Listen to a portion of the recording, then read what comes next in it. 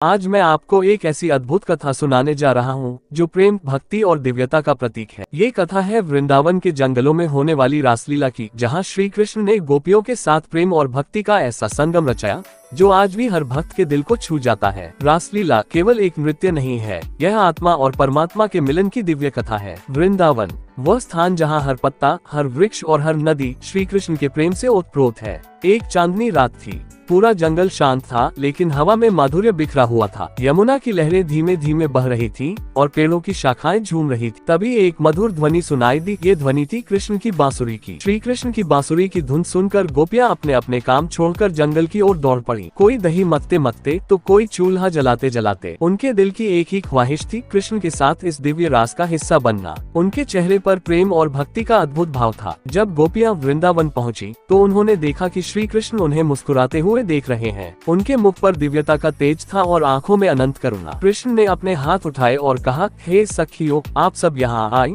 यह मेरे लिए सौभाग्य की बात है। आज हम प्रेम और भक्ति का यह अनमोल संगम रचाएंगे। श्री कृष्ण ने अपनी बांसुरी को होठों से लगाया और एक ऐसी धुन छेड़ी जिससे सारा ब्रह्मांड झूम उठा। गोपियां उनके चारों ओर नृत्य करने लगी।